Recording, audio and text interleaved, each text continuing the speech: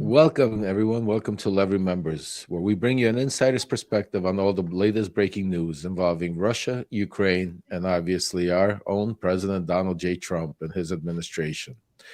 Today on Levy Members, we have a very interesting topic, and not only interesting topic, but we have a really great panel of guests that are, going to come in and give you some insider's look and great perspective. The question is Donald Trump actually aiding peace, or is he willingly or unwillingly helping Russia launch phase 2 of the Ukraine invasion? Now, today, my guests and on the panel, we have Alex Bolbeer. He's runs the Voice of Ukraine. He is a dedicated volunteer from Kiev who lives in Kiev and will give us a perspective on the ground, who has been helping people in Ukraine since the start of the Russia's war against Ukraine, tirelessly supporting those in need. Another guest that will be joining us very shortly, he's not here yet, is Malcolm Nance. He's a 5-time New York Best Times selling author and was the intelligence contributor for MSNBC. He is also a former United States Navy senior chief petty officer specializing in naval cryptology and the Ukrainian Army intelligence engineer. We also have our regular and great Grant Stern, who's the executive editor of Occupy Democrats. And a special guest today, we have Yuri Rashkin. Yuri Rashkin is the host of the Rashkin Report on YouTube and a regular news analyst on Ukrainian TV and an independent media, where he's been explaining American policy to Ukrainians for years. Yuri is also a local elected official in Rock County, Wisconsin. So I want to welcome everybody here. I want to, first of all, thank all our guests and everybody, all the viewers are watching.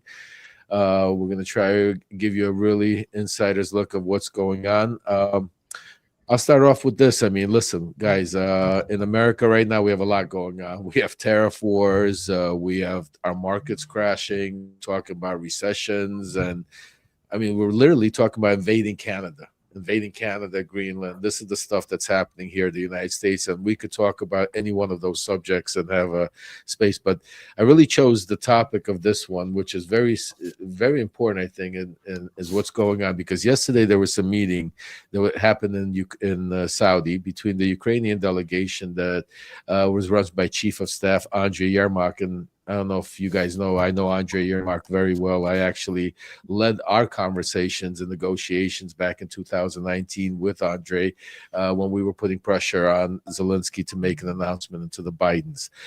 So he was there with Marco Rubio, and, after about 8 hours of, I would call it, people said it's negotiation, but I look at it as pressure that was put on the Ukrainians of basically taking a deal that, and we're going to get into it right now, that has no value for Ukraine. I mean, except for, and I understand everybody wants the killing to stop. Everybody wants people, the dying to stop. But let's understand, this is a war. There's a reason why Ukraine got invaded. If Ukraine didn't want their soldiers to die, they could have just surrendered that back then and just, handed it over. The reason the Ukrainian soldiers are dying is because they're defending against an invader that basically is trying to take over their sovereignty. So I get it. I understand. We all want that to happen. But, let's understand what the results would happen if this, Ukraine might get a little win today, but what happens in the future?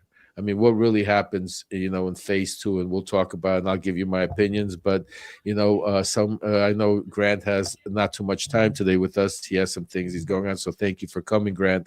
I'm going to let you jump in on this. And why don't you give us your take on what you see, how this is happening and what's going on? Well, thanks for having me on, Lev. Yeah, I mean, this is, it's obviously coercion. Donald Trump picked up where he left off in 2019.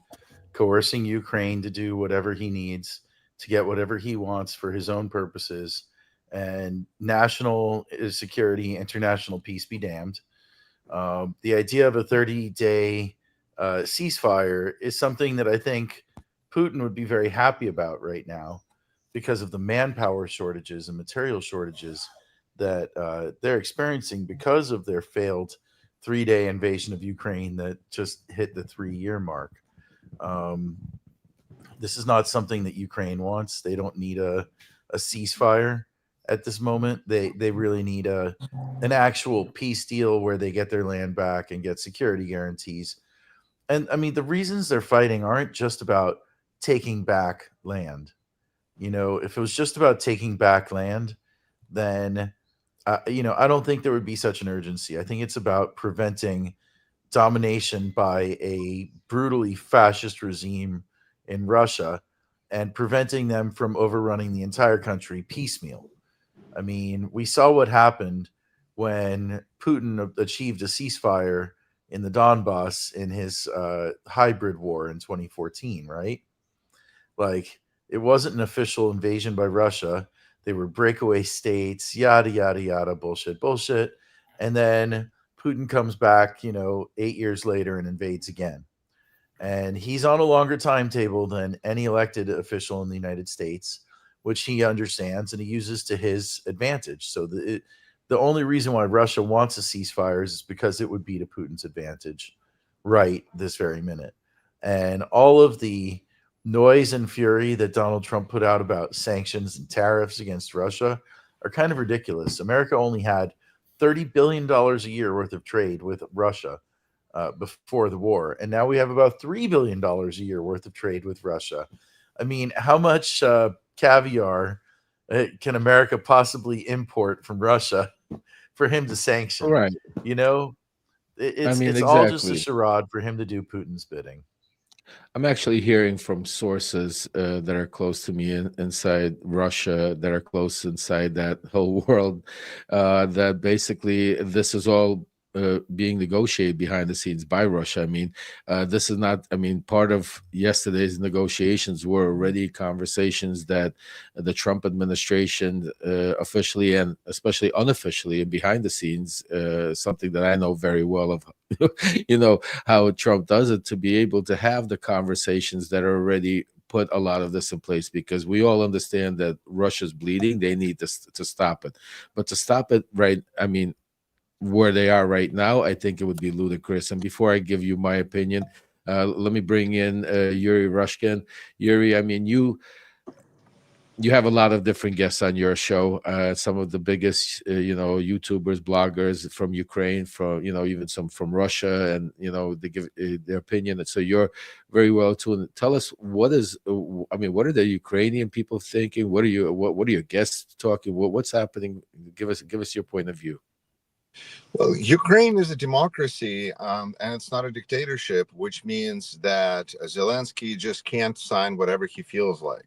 I feel like the dictator would be somebody who would sign a capitulation to Russia because that person wouldn't care what people of Ukraine thought, because that wouldn't be source of their power, because they would be a dictator.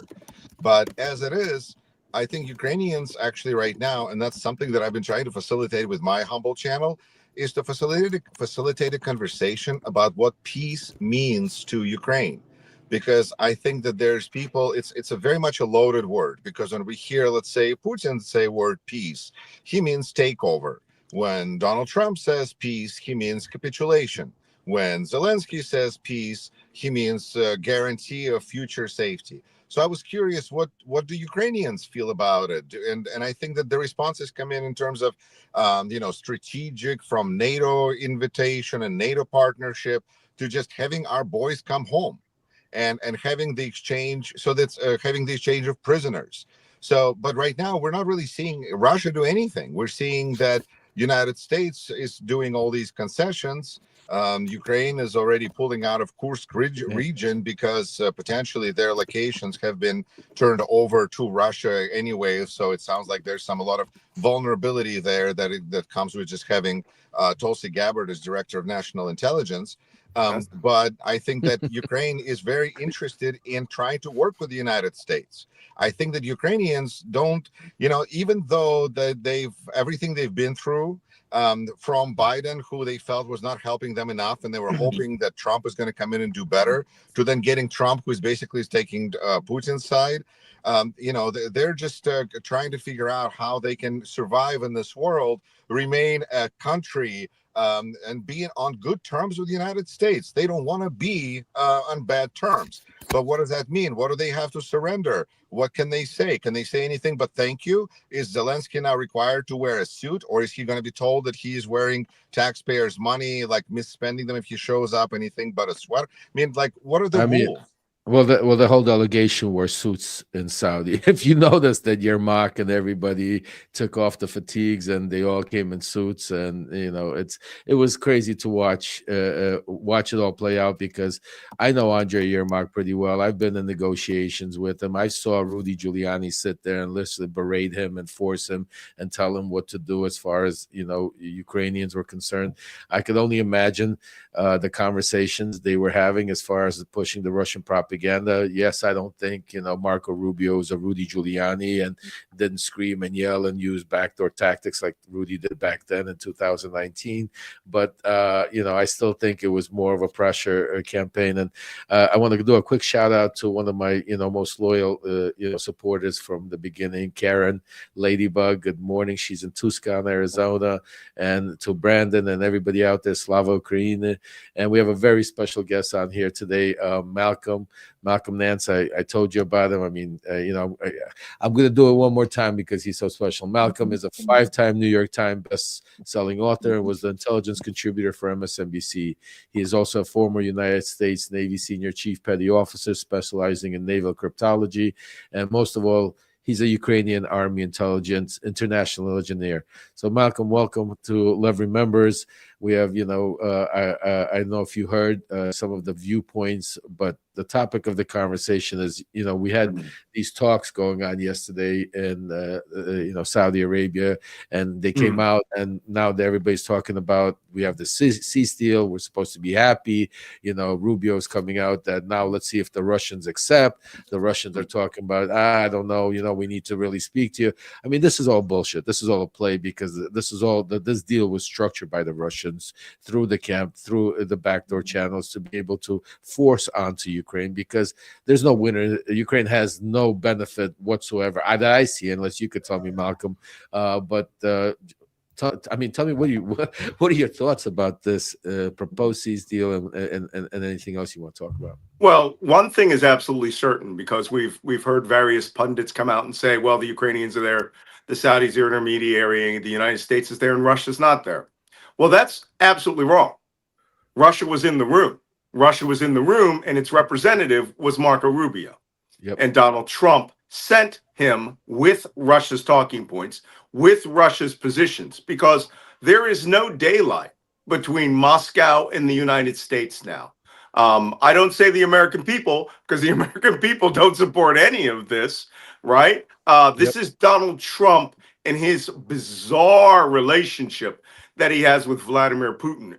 And trust me, you know him. I've written 4 books about this, 4 times bestsellers about his relationship with Russian intelligence. No one's going to figure this out until, some vault at the Kremlin opens up. But the United States went to Riyadh with Russia's playbook, with Russia's intent. The rumors that were coming out about America said, or America believed or hinted, that Ukraine was going to have to give up territory, not the 2014 borders, not even the 2022 borders, but the 2025 current state of the battlefront. And that means that Ukraine is going to be pushed into a position where, and one thing, I'll just make a quick aside, because we all know, if you've been to Ukraine or are Ukrainian, Ukraine's never going to agree to this. Never. That's what I was going to say. Person in Ukraine is going to agree with this.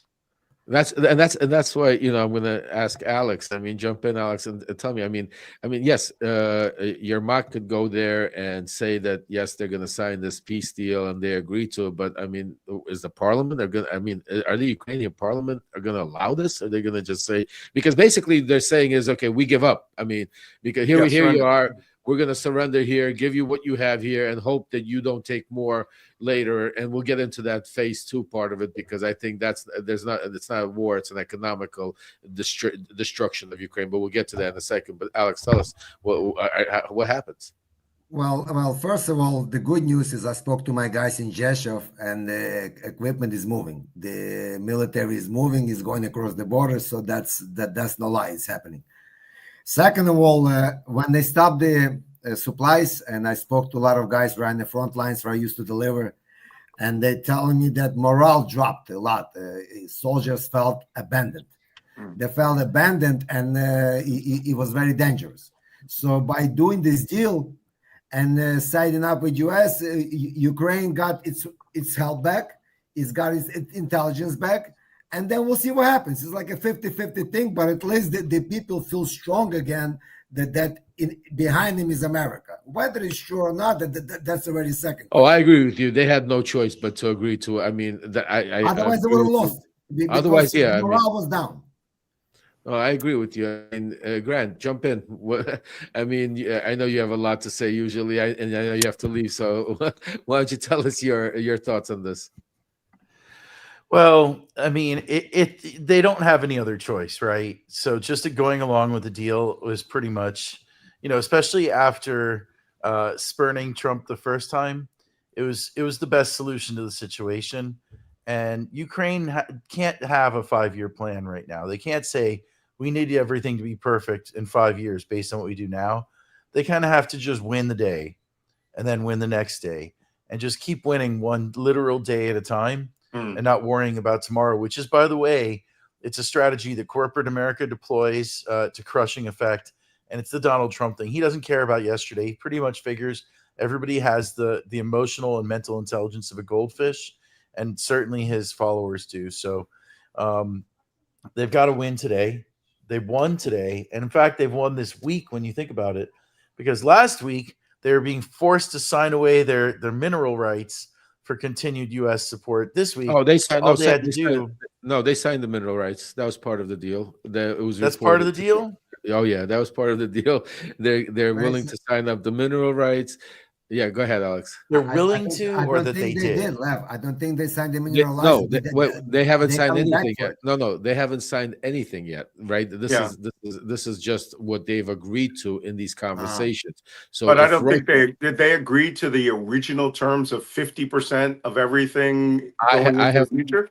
I have not seen the deal yet, and I'm waiting for a phone call to verify. So I'm not gonna, go into it right now. But as soon as we do, I'll let you guys know definitely. And let the I just feel like that would be a massive PR talking point for one, Donald. But I can tell you, it's 100% mineral rights are part of this whatever cease deal, whatever this Donald Trump deal is. It's basically being made as a win for Donald Trump, because listen, he gets the win if all of a sudden he can run around and his mega crowd could say that the fighting has stopped, because nobody cares what's going to happen a year from now, 2 years from now, or could even see that far in that crowd to realize that what the next steps would be by Russia, because Russia doesn't want to keep fighting. Russia's already got what they want, guys.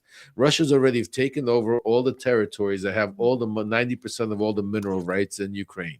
They've strategically aligned the bridge in Crimea, have taken over the bridge, the Crimea as a territory, Lugansk, Donetsk, and 20% of the territory. Russia's good right now. The rest they could do economically. So I'll give you a scenario. I mean, tomorrow we have a ceasefire. Russia doesn't need to go fight or send more people there, because Ukraine right now is an economic. It's like when Trump pointed out to the Gaza Strip, a lot of part of Ukraine is no different than that. It's destroyed. Their infrastructure is heavily, and Malcolm, you could stop me, or Yuri or Alex if I'm saying something wrong, is completely. I will only clarify one thing, because I literally did a poll on my stream last night, and a lot of my viewers are in Ukraine, and I asked them, do they think that Putin will accept the ceasefire deal or not? And their response is like 85% no, he will not. No, he will not. So I think Ukrainians are about 15% think that maybe there's a chance. Well, let me give you my thought on that, and then Malcolm, maybe you could jump. No, he will not accept the deal right off the bat, because it would just be ludicrous. It's not good business. Everybody knows this is what this is what they're offering now. Obviously there's room for negotiation. So obviously I think there's going to be a little bit of negotiation going back and forth. But at the end of the day, I think Putin is going to come to an agreement on majority of part to give Trump the win, give himself the win. And I don't see any win for the Ukrainian people on any part of the ceasefire, unless, especially one of the main things that I'm hearing, that part of the deal, they don't have the United States support. It would still have to be, and I think where the Ukrainian people are right, where I think the stickler, and Malcolm, I think this is something up your alley, is Russia has a problem with who's going to oversee it. Who's going to be the peacekeepers that are going to be sent in there to oversee the ceasefire? Russia doesn't want the Germans. Russia doesn't want the UK, and America, British, right? The British, right? Well, And America. Yeah. I'm sorry. I want to add a little correction. When a lot of information has been coming out that Ukraine is destroyed, that everything's down, that's a BS. That's BS. Because it's not destroyed. Okay, great. The only parts, I mean, I've been there. The only parts that destroyed is Donetsk area, and even Pokrovsk area was okay until recently. So Dnipropetrovsk and further up, it's all running. The city is full. The business is full. Yeah. Everything is running. As far as the minerals, they only got about maybe a big percentage in Donetsk area. The rest of Ukraine, like in Lviv and all those areas, that's not touched. Over there, it's like there is no war except the sirens. Right. That's Yeah, it. that's But Alex. I Ukraine think. is not destroyed. Yeah, The I only think part it's that destroyed is where the war was. I'm sorry, Malcolm. Go ahead. because Donald Trump, every time he and that idiot J.D. Vance talk, they say Ukraine's destroyed. All the cities are destroyed. And as I explain it every time, the country is 18 hours driving nonstop wide.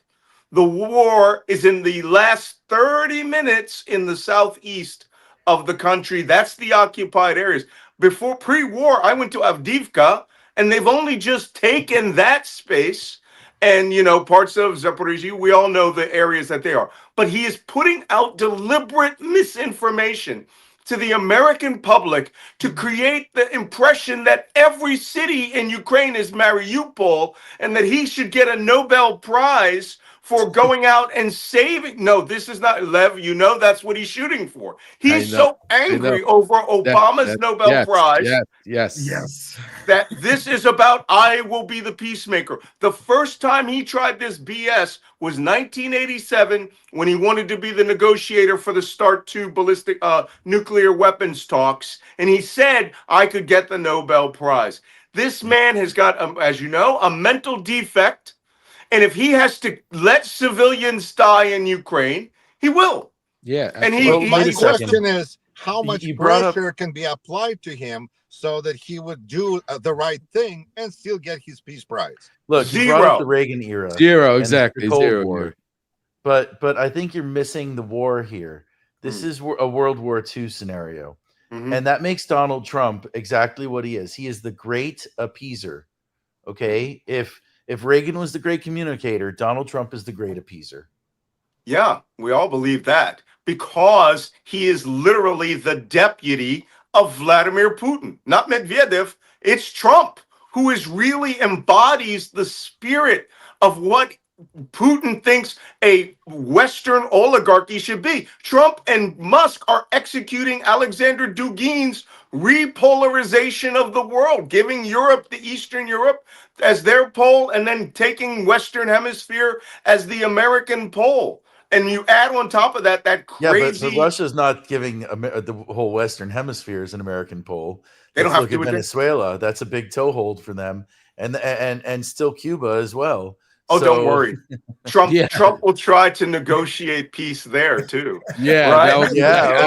Do you think Venezuela, Trump- 100%. Do you think You know what it Trump will is? try Is to that- give Alaska back to Russia? I got enough problems with Canada, so don't be starting that. Canada, God. Greenland, we have. Nope, I mean, it's not Hey, a listen. joke. You know what? Greenland had election yesterday. You Greenland know had what? elections yesterday, and they, I believe, the independents won. They're going for independence. Yeah, brilliant idea. Yeah. No, the great appeaser is, I mean, he's really out there stirring up all the problems, but this is what Steve Bannon promised. He said they want to bring back the 1930s. Oh, yeah. Good times, everybody. Good times. Well, But there's that's depression. There's that It's crazy depression. ideology that Elon Musk is pushing called neo-reactionism with his philosopher Curtis Yarvin, Curtis Yarvin is like Alexander Dugin Yeah, tell on him, Mike. crystal meth. Yes, Yes. please, Malcolm. A lot of people don't know who this. This is very important. You guys go to the New York Times, type in New York Times Curtis Yarvin interview, and you will get 30 minutes of the craziest philosophy out there that the techno bros, led by Andreessen, Thiel, Musk, and David Sachs. By the way, all of them are rabid enemies of Ukraine. Okay, especially Sachs and Musk, and these guys believe the United States should be run by a technological Silicon Valley-led dictatorship, which somehow it But not jives with unelected exactly what's bureaucrats, happening. right? What's that? Nope. Not an unelected bureaucrat. Tech And they bros. believe that the destruction of the physical government, including getting rid of all government employees, in a strategy he titled Rage, removal of all government employees, should have been the first job of Trump. And lo and behold, it's exactly happening. They want to replace physical workers in government with Elon Musk AI. And it's happening right before our eyes. Well, but they also also believe that the United States should annex Canada and Greenland. Funny. Where have I heard that before? I was going to say Curtis Yarvin, right? Yeah, Curtis Curtis Yarvin Yarvin And is they kind want of, to I turn the consider him White to be House more into of a a, Tesla dealership, which was very, I mean, I don't think it's effective, but they certainly accomplished their goal there. Look, these people are nuts. yeah, I Nuts. consider Curtis Yarvin to be more of a kind of fig leaf for people who are trying to do things that they want to do to expand their power. Because if you listen to him, he doesn't make much sense. And Yeah. I mean, it's, you know, I actually just I was on a blog with somebody who had an actual discussion with him, and he was saying, on top of everything, he smells bad. But that's, you know, that's really irrelevant, you know, whatever. But I just think that his whole idea of butterfly revolution, which is built on this idea of these great men coming on the ruins of a civilization and somehow like being this amazing thing. Well, okay, it doesn't work if if the country is not destroyed. And I know that they're trying to destroy the country right now, but it doesn't. You can't be at the same time the burner and the savior. Like you Well, have I'll say to pick. this. You're right. And also look, this is what happens when you allow ideologues to take power, because they're married to these beautiful ideas of theirs, beautiful ideas that exist in their minds, right? But they don't exist out in the real world. And so, like you said, I mean, this is something that Naomi Klein, not Naomi Wolf, Naomi Klein wrote about in The Shock Doctrine, which is this long-standing right-wing idea that if you tear a society down to its studs, then you can rebuild it better. There's only one problem with the Shock Doctrine and tearing everything down first, which is that nobody ever rebuilds anything better. Things get worse, and then they continue to get worse, right? Because once you remove the pillars of society and remove the things that created a positive status quo, not exciting, not as exciting as the beautiful vision of the greener grass on the other side, things fall apart. Well, and a they week don't ago, come back together better. a week ago, the New York Times wrote another article about him saying Yarvin's fringe ideas are flowing all throughout Washington. They are executing the strategy of the destruction of government right now. And Ukraine being flipped on is a huge part of it. Those four oligarchs, or broligarchs, do not support Ukraine. They believe that this should be an economic union or an economic alliance with Moscow. And Moscow is just untapped resources for, I don't know, them to go to Mars. But this explains quite a bit. And then you have Tulsi Gabbard and, all these other crazy people who have access to the levers of intelligence. Look, Ukraine right now, with regards to intelligence, should be running to the European Union, because the only systems they're really missing are ballistic missile launch sensors, which France has now put up a new imagery and thermal sensing satellite this last 2 weeks that could support Ukraine, and then the imagery scrub it against what the Americans gave you before. But they should really not depend on the United States. And me saying that as an intelligence professional is crazy when it comes out of my mouth and I hear it in my ears, but you cannot trust America. Well, and there's also there is a good news, I think, that since the National Day of Shame on February 28th, Ukrainians finally understood that Donald Trump really doesn't have their best interest at heart at all. And I think that's been very useful for me as somebody who's been in the Ukrainian media space, trying to persuade them that Biden was not trying to destroy Ukraine and that Trump was not going to be better. And now Donald Trump made it so crystal clear that clarity, I mean, it's just been really impressive. It's almost like explaining to people the difference between a flat earth and a round earth. Like there's a, when they think that Donald Trump is going to be helping them, then it's like they're living on a flat earth. And I'm like, there's a problem. But once they at least figure out the reality, I feel there's hope. No, there's definitely hope. I mean, listen, we all, one thing I could tell you from people that know Donald Trump, it's like, it's the bad part and the sad part is that you're going to go through some things. We're going to go through, and we're going through them, as you could see him. But the good part is that just let him go for a little bit longer, and he's going to, people are starting to see. I mean, I've been watching a lot of the social media rants and everything, and I'll tell you, yesterday, and Grant, tell me if I'm wrong. I mean, there was a major divide between Trump, MAGA, and a lot of Trump world on a couple of issues. First of all, I won't even go to the Epstein stuff and Pam Bondi and, being attacked and what's happening, and they're trying to hide that. But, yesterday when Trump attacked Thomas Massey, I saw a major rift. I saw people coming out there saying, listen, I've supported Donald Trump. I'm with Donald Trump, but I want to know. I've seen spaces yesterday held by hardcore megas that I've got on in the space that was called, is it Trump first or America first? So it's interesting to watch, and that's just one guy. I mean, and remember, with the Congress the way it is, and as closely as, I mean, just think of one more vote, two more votes, and that's it. I'm saying it sways one way or the other. You start attacking guys like Messi, and you saw Messi come out, really going at it with Trump. I mean, you're going to start losing it. I think more and more support, especially with the pressure that a lot of the people are doing. They stopped doing these town halls, but it doesn't mean that the people are not calling their congressmen and senators and putting pressure on every day, which I think is happening in droves because of, a lot of the craziness we're seeing here, not specifically maybe of what's happening in Ukraine, but we have enough of our own craziness. Go ahead, Malcolm. I think we also see this major split that's happening between Steve Bannon and Elon Musk. Oh, big time. Yeah. And absolutely. that is where I find it fascinating, because I wrote so much about, in my first book, Plot to Hack America, I listed him as one of Putin's philosophers. I mean, he was so closely aligned with Dugin that he was Dugin's, evil shadow student, right? The up and coming Darth Vader.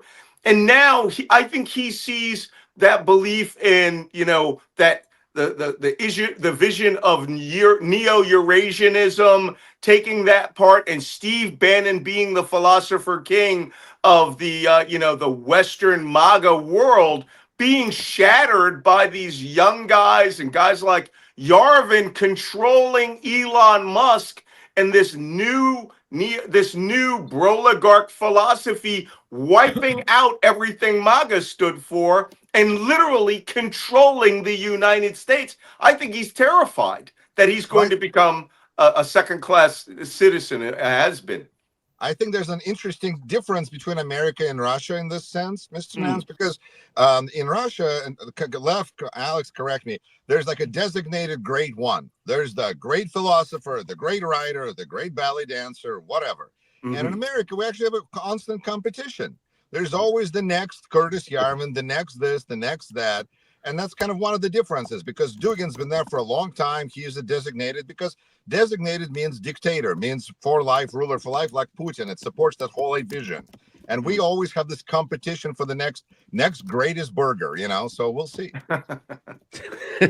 Yeah, that's true, except that Musk is the world's richest man, who hopefully is going to start hemorrhaging some money enough to get his attention. But I think Musk has his eyes on the prize, which is that he is president, and that he will destroy enough government and automate enough in his name using his systems in order to control it forever, no matter who is president. Now, of course, the only thing that's stopping him is the one thing that Putin himself told Trump about, which is be careful that there is not a color revolution, that there isn't a revolution of dignity, or a tulip revolution, that people power wipes out all of your representatives, seizes control of your government, and I've heard people just in the last couple of days like it would be an awful shame if SpaceX headquarters burned to the ground, or if Tesla headquarters were occupied, and that we have a national name and shame of Elon Musk right after Social Security crashes. But that's the crazy part, Malcolm. And then you see Trump coming out literally yesterday and now saying, I mean, he's praising. Just let's think about this, everybody, for 1 second. Just think back. He's praising January 6ers, pardoning January 6ers, and saying it was okay to attack the Capitol. It was okay to cause an insurrection. We're going to wipe that out of our history. But if you attack a Tesla shop, that's what was it? Insurrection. What is it? Domestic terrorism. Domestic terrorism. I mean, there's not even a law in the that's book. because Tesla is the wagon for the folk, right? Yeah. I mean, So listen, I have to leave it at that, guys. I have to take off. Yeah. Well, the Right. swastika is the symbol of the neo-reactionary tech bro advancement. But That's more right. importantly, it's a symbol of Trump's financial backing. And if yes. you attack a Tesla, if you paint an orange penis on the side of a Tesla, they're going to make you the equivalent of Timothy McVeigh. Quick point here. Elon Musk, his Doge guys, have designated for destruction, not resale, not for, not for lease, the replacement building in Oklahoma City of the Edward Murrah the Murrah building in Oklahoma City, which houses the museum of the Oklahoma City bombing. He wants it demolished and razed to the ground and wants to sell the plot. That's how far back these nuts are thinking about, those domestic terrorists who were neo-Nazis are awesome. These domestic terrorists who put a swastika or put fuck Trump, Musk on the side are the equivalent of Al Qaeda. Guys, let me ask you something. We'll continue this conversation Alex, together 1 soon, second. right?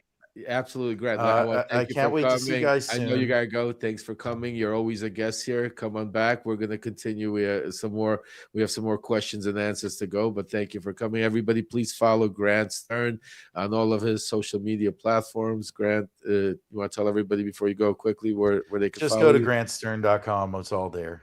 Perfect. Excellent. Very easy. Nice Thank to you, you. Grant. Have a great day. Bye, guys. Can we care. take Grant off? Okay. Yeah, my ahead, question was, I read a lot on this Darwin, and I read someplace that his roots go back to Odessa. He's originally from there. I mean, he's Ukrainian someplace. So he's not just like if he's going against Ukraine, and Malcolm, do you know anything about that? No, I don't know anything about it, but I do know a lot of Ukrainians were associated with Nazi Germany as well. So it doesn't mean that just because you have virtue now doesn't mean that your family is going to imbue you with the virtue of the good Ukrainian people who I love, who I fought for to protect their lives. This guy's job is much higher. I've read it was an interview recently where he's upset that rage, right? Remove all government employees is going so slow. He really is. He thinks that the 90-day mark, there should be no employees in the United States government, and that full automation, by the way, which is probably secretly going on. We have no idea what's going on in those buildings, right? All we know is that he's bringing in read-write code writers in there, and we're probably going to find out that there was a secret plan over the last 2 years for them to come in and supposedly fully automate things, and government will collapse. Well, Mr. Nance, again, I would be curious, what do you think about the fact that I think at this point our entire country is basically compromised? Oh, yeah? Oh, yeah, 100%. No. Well, it's, Oops. and we thought the Internet Research Agency in Moscow collecting data and cross-referencing it was something to behold. This man will sell everything there is to know. There may be these kids there taking databases who understand the value of everything in the Social Security database. I recently did the census, and I'm almost sorry that I did, but I know that, funding comes out of it.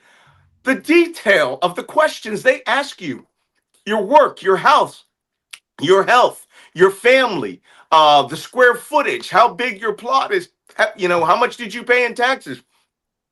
You sell that to any corporation, some 25-year-old punk can walk out of there with 50, 100 million in Dogecoin that no one's going to know about, right? And the FBI has been and DHS has been defanged to find out about.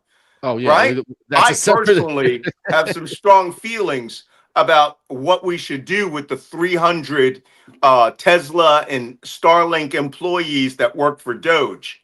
Right? I think that you know, the American Revolution, the Sons of Liberty would track down those government employees and make sure that we were aware of who they were. They would never allow them to have a nice lunch. They would never allow them to go out to the beach. And they would make it clear that there was always a reckoning that's going to come, to the point where someday, if we have a color revolution, the blue revolution that, you know, occupies the buildings and restores America, these people need to be brought up on trial for the destruction of the government. And though people say it hasn't happened yet, Malcolm, mark my words, the crash is coming. You know, I'll tell you, I know Trump very well, and even I'm surprised what's going on with him and Elon, and watching him literally promote right in White House, all of the, you know, Tesla cars yesterday, having it paraded, telling people to go out, buy Tesla cars. You really can't. I mean, this is the president of the United States of America doing this. So I mean, and you know, I don't even know like how you could even you know, compile it. But I'll tell you, the second part of the question in today's topic, and I think is also just as important, because I think we all agree that Ukraine, first of all, probably is not going to sign this. Russia's probably not going to sign this. This, you know, this is just another headline, and you know, we're going to see, you know, more, you know, a lot more going down the road. But the second part is, Trump a willing or unwilling when it comes to pushing this Russian agenda? Because I know Donald Trump, and I remember even when we were dealing back in 2019, and we would, you know, the way the information flow with, like, he had no idea about Ukraine, but he trusted Rudy, he trusted me, he trusted the you know, the group, the BLT team made up of, you know, of Joe DeGeneva and Victoria Tunzing and Solomon and all of these people. He trusted us enough that if we came to him and we told him this is what's happening, it didn't matter how it was vetted. It didn't matter what it was. I mean, when he turned around and said, "People tell me," or this, I mean, that was, we were the people. I mean, he trusted. So I could see, you know, a Jared Kushner coming to him because of his relationship with Kirill Dmitriev and others, coming to him behind the scenes and saying, "Listen, this is what you, I mean, this is what's going to happen." So when he comes around and says, "I trust Donald Trump," I mean, Vladimir Putin, he's coming from a standpoint where he has somebody close to him, where he trusts enough the opinion, where he's really doesn't know. He's not playing. He's not thinking what's going to happen. Okay, tomorrow we announce a ceasefire. Then what? And then what's going to happen? And that's what's going to happen 5 years from, or 3 years. He's thinking about, if I can announce that ceasefire, the PR that I'm going to use to blow up for the next year, that I stop the war, and that I might be able to get another. Doesn't matter how it ends up afterwards, or what's it called. And he has that relationship. So that's what I'm looking at him. I mean, is he willing, or is he, you know, because I haven't been around him for the past 5 years. So, you know, has changed as a man. I mean, the people that are surrounding him are different than they were when I was around him. And you could tell by even his actions, he's a lot more risk. So, or is he knowing that, you know, having these kind, and that he's knowingly going to hurt Ukraine, knowingly know that this is going to put them in the position? Or is he just, you know, doesn't understand what's going to happen? Somebody's selling him a bag of goods. He trusts Jared. He's telling him Ukraine's going to be happy, Russia's going to be good, you're going to get the Nobel Peace, everybody's going to be happy, la-di-da-di, let's roll. Lev, Go on, Alex. I'm sorry for a second. Well, there is one thing about what you just said. Trump has a condition. Trump has a condition that nobody has told him about, or maybe he doesn't believe it. He has a condition of allergy. He has allergy against Ukraine. And Yeah, it's more than allergy. I know personally. no, believe me, no, I'm the but, one but that's- everything that has to do with Ukraine, it started with you, then it started with Zelensky before the elections, and now again. And the first time he dealt with Ukraine, it cost him an impeachment, and this time I believe dealing with Ukraine because he doesn't understand Ukraine. Oh, and he Ukraine has. is 10 I times agree. smarter than he is. Everything is a strategy. So I believe Ukraine is going to be his fault. It's going to be his biggest fault because I don't think he'll ever get Ukraine to do what he wants. Malcolm, so what do you think, Malcolm? Do you think is he knowing, or is he just listening to Jared or somebody and just running with it? Look, I tell you, always look at this two positions, either geopolitically, of which we know the man is a moron, so let's just set that aside. And from an intelligence perspective, I always start. We always, we always look for the who, what's, when, where's, and how's. But the question every intelligence professional is basing all of our collection on is why. Why is he behaving this way? Why did he come out with this big push? I'm going to end the war in one day. Yeah, okay, Nobel Prize talk aside. There's got to be an unlimited bucket of money out there that he has not tapped. And someone's promised to make him the third richest man in the world. What? There is money here at play that we are not seeing. Will Russia, put all their money into his Bitcoin reserve or what? But there is money here that supersedes everything. You hit something very important. And Bitcoin, we're not going to go into it too deep right now because I have some information I'm waiting to hear back from, but I think there's a lot going on with this Bitcoin thing, and people haven't noticed exactly. Trump has gotten really deep into this Bitcoin reserve, the people he surrounded himself, the David Saxes of the world that are very close to all these Russian oligarchs. You gotta understand, people don't realize the relationship that Silicon Valley has with Russia when it comes to the financing. Most of these companies were financed by Russian oligarchs, and when they're financed by Russian oligarchs, they're financed by the Kremlin, because you don't become a Russian oligarch because you just, it's a free country. You become a Russian oligarch because you are given that path because you are part of the system that's in play. Quick question. Yeah. Is there a fee that Trump is going to get for bringing Russia back into the regular world, lifting sanctions, return to the G7? Oh, absolutely. He started. That's my prerogative. Well, it started already with the gold card. Just think about what he's doing. I mean, who is going to pay that money? You're going to have Russians that will buy 10 gold cards for each one of his family. Remember, his motto back in the 90s and 2000, it was his apartments. You had Russians come in. How did he get bailed out? You had Russians that when the fall came down, they would come in here, and that was a big part of it. I saw it happen. You'd have one guy buy 50 apartments, one guy buy 40 apartments. They were buying apartments, and Trump never seen something like that. Here, you're hard to sell one apartment. These guys were coming in buying 20, 30, 40 apartments at a clip because of the money was, flowing left and right. Same thing here right now. They could do the same exact thing, but now it's not apartments. You understand what I'm saying to you? So listen, I truly believe that knowing Donald Trump, I don't think this is some genius mastermind plan.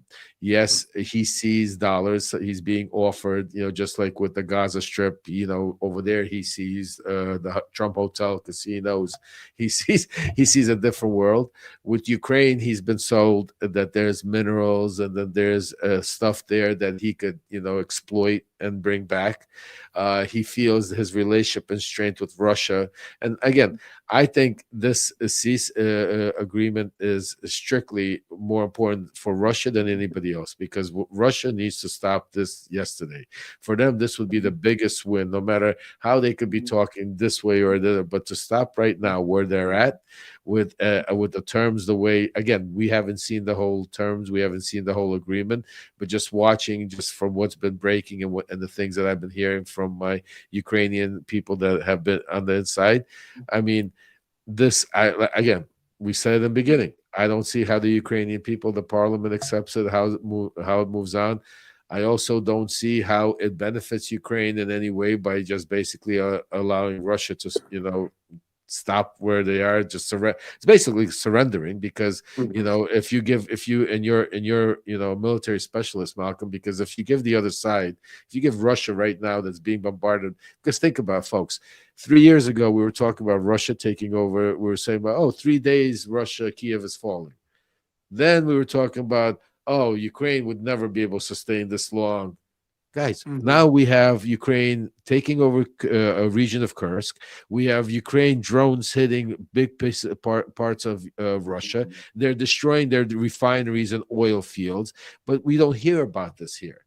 So you don't hear about the things, the progress, and what's going on, and how for Ukraine. So Ukraine, there's no benefit of stopping it right where, yes, if Russia leaves, if there's, you know, different circumstances. So this is a win-win for Russia and for Trump.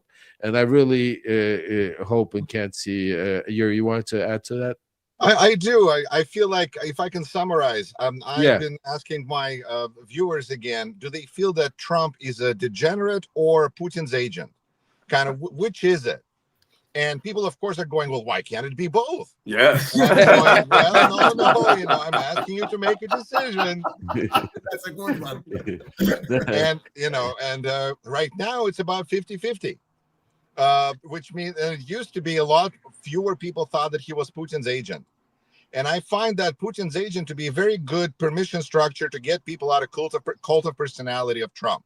Because when they realize that he works for Putin, that seems like a way where people go when they see all the things that Trump has done wrong, that they have to justify over and over. When it gets to the fact that Trump always says, I want to have good relations with Putin, and that's his first goal, and everything he does with Ukraine, I think that is really driving people off a cliff, you know, kind of like as far as cognitive dissonance is concerned.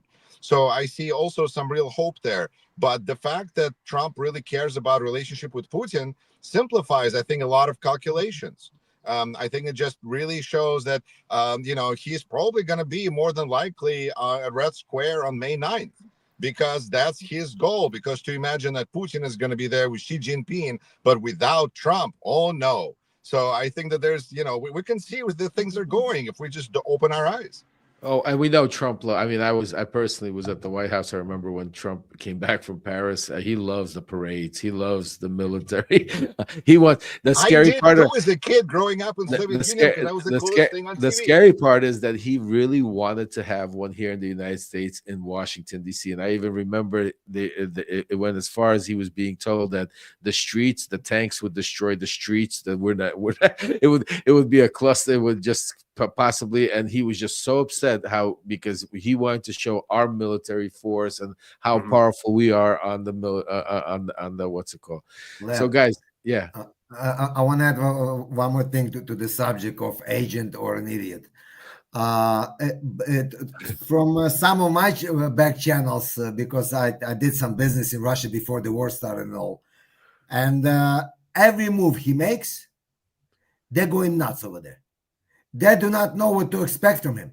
Oh, because Russia, yeah. Because even if something they agreed on, they know that it cannot be. You cannot. No one said that he's a good agent. because he's a double all the way. Putin could be unhappy with him too.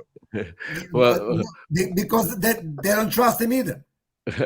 well, listen, guys, I want to first of all thank every single one of you coming. I know every one of you is busy. You have your own platforms, you have your own things you're doing, and busy schedules. It's a lot going on, so I appreciate you coming on, lovely members, to discuss the subject. I want to give each one of you a couple of minutes to be able to, you know, finish up with your little rant about what you think on the subject, and then, you know, definitely plug your projects, anything you're working on. So this way, because I think it's important for all the viewers out there to support all of us and all of the different platforms for us to be, because we're doing this not, you know, not because we love this as a living and this is what we chose. Life just chose us to be put into this position to be able. I never thought, if you have told me a few years ago I'd be sitting here and Love Remembers podcast talking about this. No, I was dealing with oil deals and presidents, and so the world, you know, changed. And I think it's more of, like Malcolm said, this is a peaceful revolution, and we're doing everybody doing what they can, some go in the streets and and picket. Some, you know, go on TV and do what they can. Each one of us does what we can to be able. So I appreciate each and every one of you, and I really appreciate all the audience. We have about 2,000 viewers right now, 1,900 that are watching, and I could tell you one thing, that please subscribe to all of these wonderful people. We're going to be getting some incredible news. You know, I'm working behind the scenes. You have to understand, the chief of staff to Vladimir Zelensky is somebody I've dealt very closely with. There's people in the Ukrainian government that I'm very close with. There's people in the Trump world that I'm extremely still close with. And so I'm going to be working then, getting you the real deep down information. That's what we're bringing you here. So please subscribe and please follow us. So I'm going to give the first voice to you, Malcolm. Why don't you, start it off? Okay. Well, first, let me summarize by saying this. I know the Ukrainians. I deal with my battalion, 3rd Battalion Legion, every day. And due to Trump's intransigence, they just suddenly got a flush of support from European countries. The Czech people sent them $50,000 in one day to get new night vision. They're trying to push towards 500,000. They understand the assignment that Donald Trump is going to abandon Ukraine again.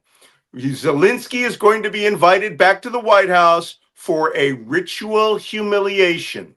And they are expecting him to wear a suit, and they are expecting him to apologize in public to him, or it'll happen again. The problem is, I don't know Zelensky he's going to do, and he's not going to do that. He's not going to sell out the people of Ukraine. And even if, and I don't think that this ceasefire is going to happen, because it'll essentially become the surrender of the country, and the United States will start supporting Russia again. So that being said, come look at me at malcolmnance.substack.com. That's where I do all my deep dive analysis. I just had to woefully inform an international legionnaire who's one of my favorite, best platoon commanders, who's Canadian. I said, hey, bro, you may have to start your own international legion for the defense of Canada. I can't believe we're talking about it, Malcolm. I know, it's crazy. It's Canada. But all I can say is we have to keep on. I'm helping organize a protest in upstate for Ukraine here in upstate New York in another week or so. But Slava Ukraini is something you should be saying over and over to yourself. Yeah, absolutely. Geroim Slava.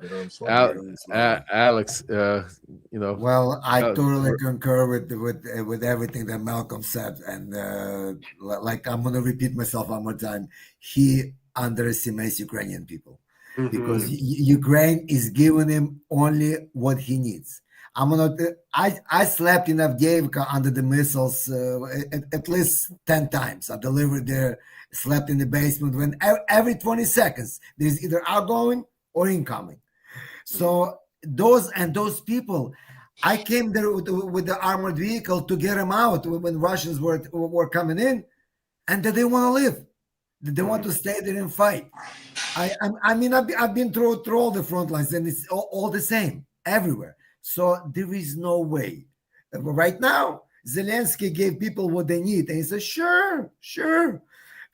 But and in the long run, I believe he's going to break his teeth when it comes to Ukraine. I believe it's going to be the cause of his downfall, because Ukraine will overplay him in the long run. I agree with you. All right, Yuri, bring us home. Tell us, what's your thoughts on all of this? Okay, let's bring us home, gentlemen. I think it's about trust. It's about trust, because what Donald Trump does is he's destroying trust in America. He's destroying trust in our economy. He's destroying trust in our alliances. And if we want to have a relationship with countries that will respect us, we need to be able to be people that people can trust. And if we can, and in the end, we are the people we've been waiting for. We have to do the work because nobody else is going to. And it's been an honor to meet Alex and Malcolm and to see Lev again. And I'll invite everyone to check out Rashkin Report if you speak Russian, or Rashkin Report in English. I could use a few subscribers if you speak English. And, tune in, support Ukraine. Ukraine loves Americans and wants to be friends with America. And Americans support Ukraine. So let's just keep it going. Thank you so much. And I'm going to go to the next stream. Go get him, Yuri. Слава Go get him. Україні! Героям слава. Героям слава. So Okay, thank Lev, you. thanks for having us. Thank you guys for coming. Thank you, Malcolm. Thank you, Alex, Grant, Yuri. So I want to say thank you for all the viewers out there that tuned in to watch the daily show of Love Remembers. Again, incredible guests, incredible panel. Unfortunately, it's a crazy topic. Never did we ever imagine that we're going to be sitting here talking about the United States invading Canada, the United States, starting tariff wars all over the world. So yeah, a lot going on. I want to definitely follow all our guests, definitely subscribe to all of them, but definitely follow and subscribe to Love Remembers, our YouTube channel. Get your alerts set because we're only getting started. I got a lot of things that are going to be happening that I'm going to be bringing to our subscribers that the media is not going to know. They're going to be covering us. They've been calling me and asking me for interviews, and I've decided to give it to you guys first. Let them break the news after I tell you guys what's going on. And definitely follow me on and subscribe to Lev Parnas on Substack. I'm going to be doing something special on Substack besides bringing you information like on all the platforms.